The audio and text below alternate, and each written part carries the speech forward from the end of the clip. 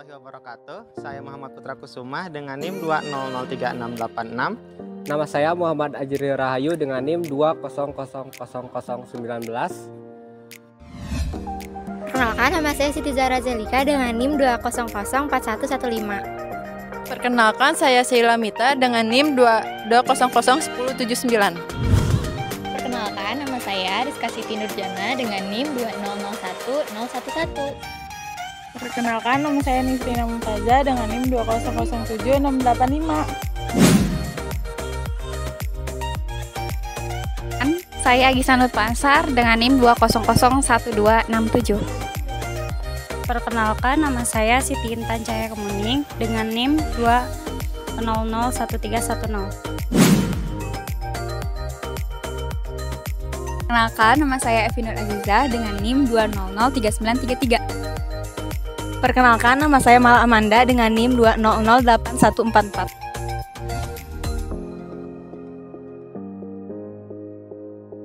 Perkenalkan, nama saya Hanif Almadani, NIM 23757.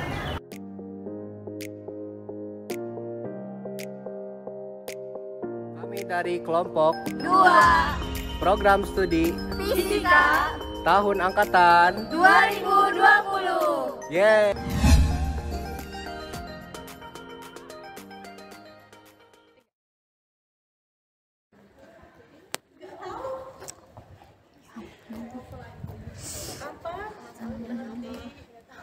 Itu si Evi lagi ngapain, sibuk banget. Ini aku tuh tadi baca ada berita katanya kalau 1,5% penduduk di Indonesia itu ternyata tunanetra. Tahu gak sih? Wah, banyak banget dong. Iya, lumayan kan. Kalian pernah dengar gak sih asistif teknologi? Pernah dengar, cuma Nggak belum tahu sih apa, coba Iya. deh jelasin.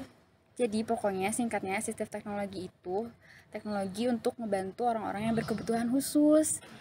Kita kan dari prodi fisika nih.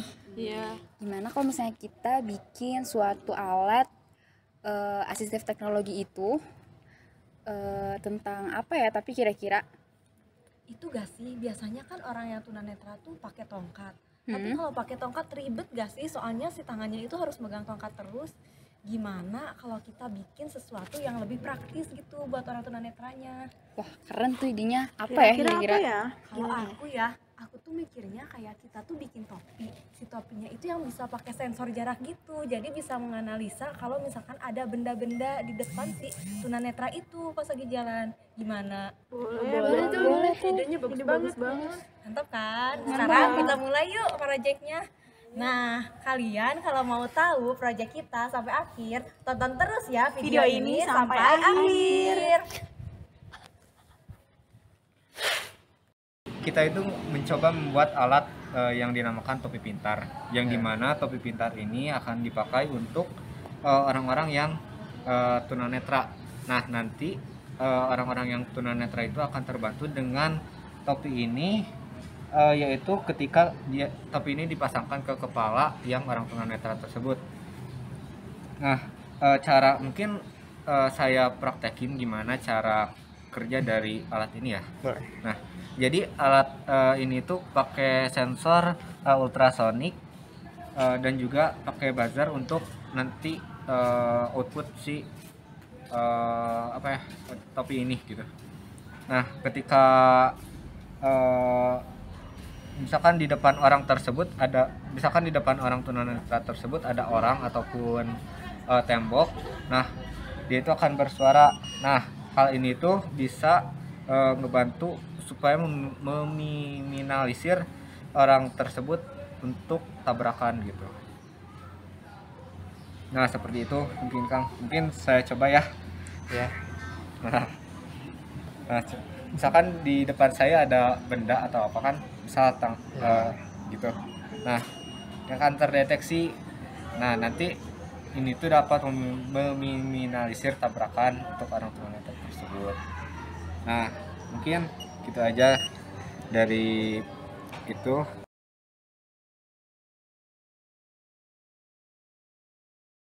Oke, jadi kalau misalkan dari saya alatnya cukup bagus ya benar-benar bisa membantu untuk orang-orang yang tunanetra.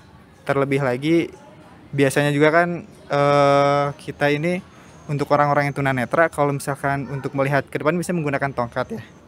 Nah, dengan alat ini kan bisa aja dari jarak yang dari jauh gitu, tapi udah ada sensornya gitu, udah terbaca. Jadi mereka udah bisa lebih waspada lagi, bisa lebih aware lagi gitu tentang apa yang ada di hadapannya.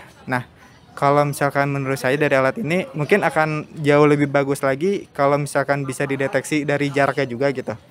Kalau misalkan jaraknya jauh mungkin suaranya agak kecil, tapi semakin dekat semakin kencang suaranya gitu, bisa seperti itu. Dan ya alat ini cukup bagus dan cukup membantu. Inovasi yang apa ya, bisa bermanfaat gitu. Tapi kalau misalnya lihat produknya tadi, kan sempat nanya juga ya, berapa tuh jarak yang bisa dideteksi gitu. Kalau misalnya jarak segitu, kalau menurut saya masih harus jangkauannya harus lebih luas lagi gitu, karena biar bisa anak tunanetranya itu bisa, atau orang tunanetranya itu bisa lebih mempersiapkan dirinya gitu. Kalau misalnya jarak tadi itu kurang lebih 40 cm gitu ya tadi disebutin.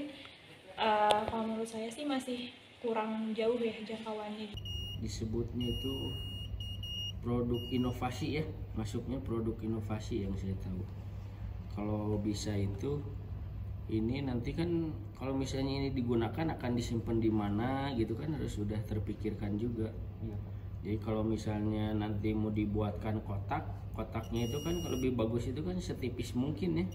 Kalau misalnya buatkan kotak atau misalnya ini dia akan lebih tinggi jadi ada space nambah gini pecinya itu gitu. Jadi mungkin bikin sendiri jadi untuk nyimpen ini di dalam peci gitu kan ya. Jadi standarnya begini. Nanti kan kalau misalnya udah di dalam kan kabelnya, kalau kabelnya itu lebih bagus kalau misalnya yang itu kan seelastis mungkin nih. Nanti takutnya ya kan kalau ini masih prototipe gitu ya. Iya Pak. Kalau misalnya nanti mah kan kabelnya itu dia yang lebih elastis. Kemudian kalau misalnya pakai baterai yang enggak ini kan 9 volt. Yang 9 volt yang lithium ada enggak gitu? Oh, mungkin nanti bisa. Kan kalau sekarang itu banyak produk-produk itu kan yang lithium ya. Jadi kalau misalnya dia ngecas untuk yang 5 volt banyak kan ininya chargernya, charger apa bisa. Kalau yang ini kan mungkin kalau yang 12 volt ada yang cas juga ya. Cuman kan beli casannya mahal. Kalau beli ininya juga akan mahal gitu. Kalau yang lithium ada kelebihannya, emang ada kekurangannya juga. Kalau misalnya kita lupa bawa casannya nggak akan bisa berfungsi karena baterainya habis. Menurut saya gitu. Ini produk yang inovatif. Cuman ya nanti juga kan seperti ini sensornya kalau misalnya di dalam peci ini ya mungkin tambahannya itu ada tongolannya gitu, tapi ya bagian dari peci ini gitu.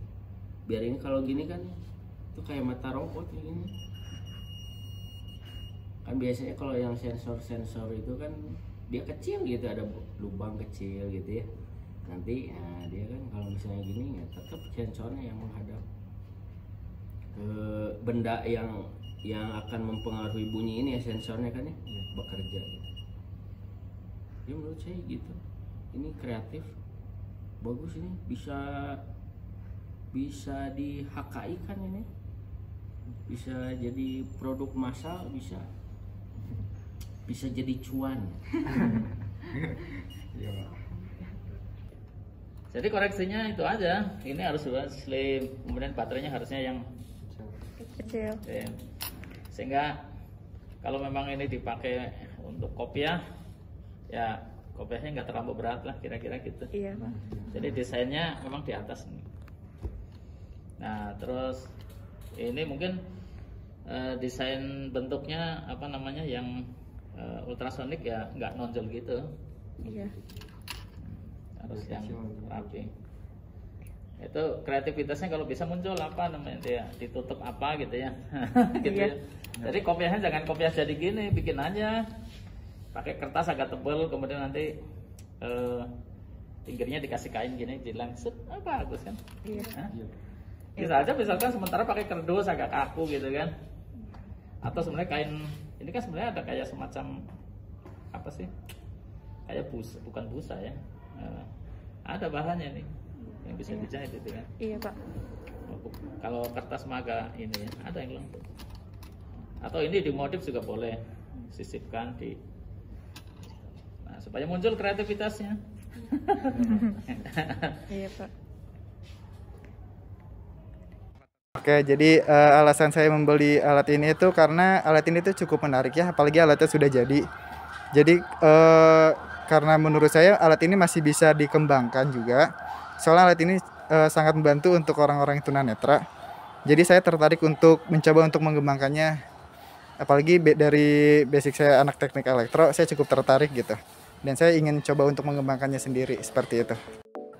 Sensor yang digunakan pada alat ini memiliki sensitivitas yang baik, tidak terpengaruh oleh warna, dan transparansi objek, hingga dapat mendeteksi benda baik di dalam ruang terang maupun gelap.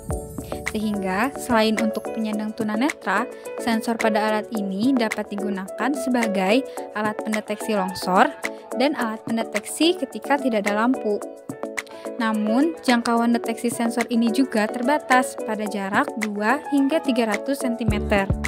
Resolusi rendah dan refresh rate lambat membuatnya tidak cocok untuk mendeteksi target yang bergerak cepat.